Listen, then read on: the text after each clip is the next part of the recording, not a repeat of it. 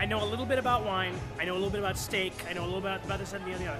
There's one thing in this world that I know better than anything. It's coffee. And so I am just in heaven right now. Yeah, it's a great place. I mean, look at this machinery is insane. Straight up. Thank you, Ben. Yeah. So check. So over here is the actual library. And I was not able to go in here earlier.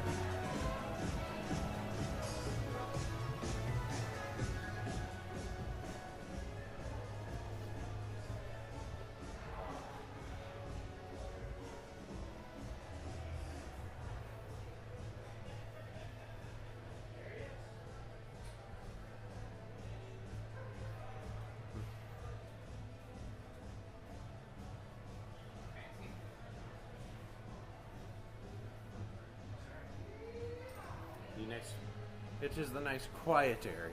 When I was first hired at Starbucks, they gave me 3 things. Because actually, one of the things is everything that Starbucks has done with a coffee tasting. Every major event, every manager's meeting, every day, it starts with a coffee tasting. So when you get hired, you have a coffee tasting of 3 different coffees. And so I was given 3 things after this coffee tasting. I was given my badge. I was given my apron. I was given a copy of Howard Schultz's book, Onward, which I was hoping would be in this library, but apparently is not. And so then May have been checked out. So then, like right before Nightmare Nights Dallas, I was like, I'm going to read this on the plane. So on the way down, and this was the first Nightmare Nights Dallas. On the plane, I read that book cover to cover, and then Silver Eel got really mad at me because I was there, and I was like, I read this great book, and he's like, oh, you're a corporate shill now. It's a great book. It's very inspirational. Even if you're not super into corporate culture, it was very inspirational for me. So then, oddly enough, when I got when I left Starbucks because I moved out to Cincinnati, and I was told that I would have a job at Starbucks when I got out there, and I didn't have one. I wrote to Howard Schultz and I sent him a picture of me leaving my apron. And I sent him this big long letter about how I loved the culture of Starbucks. I loved everything about it. And then it never happened when I came out here, and I wished that there was something that I could do. So I was at my job, and my phone rang, some number, it was a blocked number, so I'm like, probably a bill collector or whatever, but I went to open it up, and so I opened the phone, and this guy goes, hi, is this Sam Swicegood? And I said, yes, who is this? And he goes, Sam, my name's Howard Schultz, and I got your letter, and I wanted to let you know that, we don't have a lot of corporate positions open in Cincinnati or anything, but if you're ever out in Seattle, let me know. And I said, are you serious? And he goes, yes, I am. Anyway, I'm really sorry for everything that happened to you, so, but hopefully everything gets sorted out for you. But I've got to go. And then he hung up. Like, fucking Howard Schultz called me on the phone to tell me that he was sorry that I didn't get a job at Starbucks when I got out to Cincinnati. Like, who does that? Who does that? I fucking love coffee. There it is. Yes. Onward. I was going to say, it was kind of strange because you were literally talking about that while posing next to it.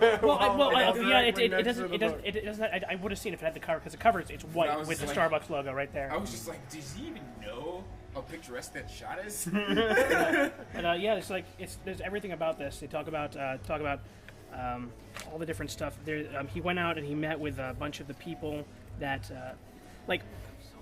these are the people that have the coffee beans. He goes out there and he talks to these people, and he sees them, he meets them. And I don't know if you know this. When they opened up Starbucks in Japan, he told them one of the things with Starbucks is when you get hired, you're not an employee, you're a partner, because they will actually give you one share of coffee bean stock that you own, that you can sell later, that you can trade later, whatever you want to do, but you own it. So when he went to Japan and he said, yeah, everybody gets a share of this beanstalk, everyone was so thrown, because in Japan, giving somebody a share of your business is something like showing them the greatest respect possible. And he didn't even realize that it had that kind of an effect on people. So he did that, and it's the same for everybody. The people that harvest the beans, they have this share of beanstalk that they can do stuff with. You know, they might be able to help their lives later on. Well, one of my managers, she had hers for 8 years and then sold it, and with that money was able to put a down payment on a house. So it's just that's one of the reasons why I love Starbucks too, is because everyone's a partner. Everyone owns a little tiny bit of it, and it's just given to you. You sign over it. It's signed over to you when you're hired, and you get to hang on to it, just to do whatever you want with it. Super awesome. I am super nerding out over coffee right now, aren't I? I should. We're shut in up. a super nerdy coffee place. We're in one of the nerdiest cities in the States. The nerdiest coffee.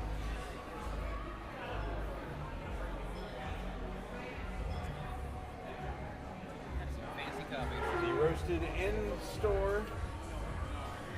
Now look at that. It You can is. just get it. You can go for the bean. This is cool. The French press.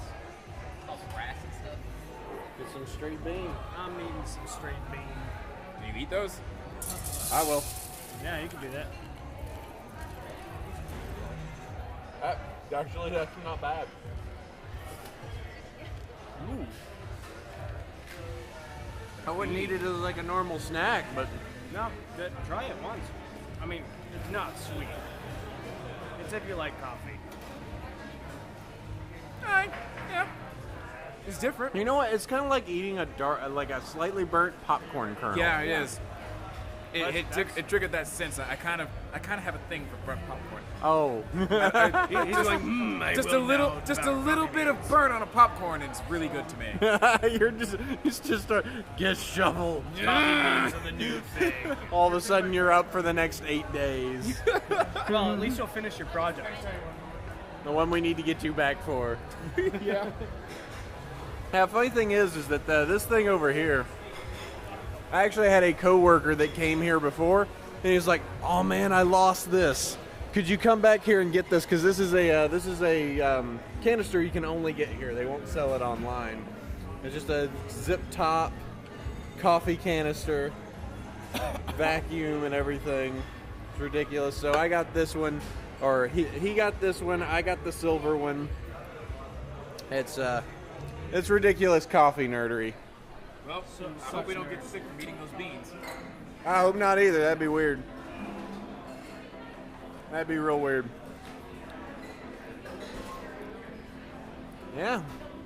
Starbucks. Oh, and you know the weirdest thing? If you go into the bathroom, the bathroom has a mirror, but actually also looks out into the Oh, that's into weird. the room. It's weird. It's real weird. Another moment. Look with at this toast. thing. Well, let me get you out of direct light. There we go. Look at this thing. It's so pretty.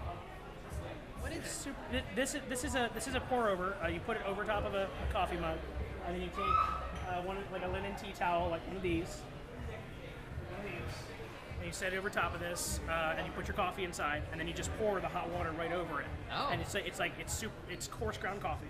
You just pour it right over it, and then it'll just pour it right into your cup. And then all you gotta do is toss this into the sink or the dishwasher or whatever, and wash it. And then make coffee every day, fresh out Yeah. of. The great thing about Bit of time. the great thing about using this and not any filter is the fact that it actually keeps all the oils. Yes, exactly. And if you use those as opposed to a paper filter too, you get more of the oils as well. This is a really cool space. I mean, they got lots of neat coffee stuff. I mean, this is definitely his thing, a lot more than ours. So, oh, that's Look at cool. this. Little other. And a coffee holder too. Oh, nice. Yeah, Yeah. a heat sleeve. Like that. There you go. Sweet. Oh man, if I could just. I If would you just, lived here, you'd work here in a heartbeat. Yeah, I would work here in a heartbeat, without a doubt. What is this down here? Oh, cool! It's a hand grinder. You could just grind your fucking coffee like. I want to leave now. I think they had one on stock. Actually, there it is. Oh, Is that one of them? oh, and then you just You just put your beans in there, grind that guy up. Because depending on the type of coffee you're trying to make, you want to grind it to a specific size. Yeah.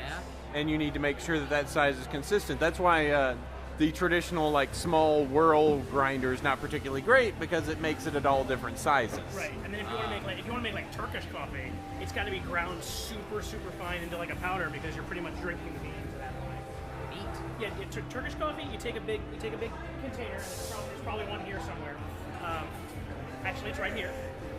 You take one of these. This is a Turkish coffee pot, and what you do is you boil it, and then you boil it a couple of times. It takes a couple of times, and then all the beans are inside the water, and then you pour it so that the majority of the beans kind of settle to the top and doesn't go into your coffee, but a good chunk of it does, and the oils and everything, and it's really, really strong. That's one of the things, because you're drinking the beans themselves. Hey, that's my kind of coffee. But if it doesn't put hair on my chest, I'm doing it wrong. Yeah. Look at the fineness of that filter. This would be the kind, if you were to take Turkish ground coffee, you could put it through here. Nice. Coffee. Serious business. Coffee nerdery. I'm such a coffee nerd. This is another kind of pour over one too. Oh yeah. Yeah. It's ceramic or metal? I think it's metal. Yeah. This is cast iron. Looks like. Oh no, it's not. It is ceramic. Okay. Yeah. It's like the finish looks vaguely metalish.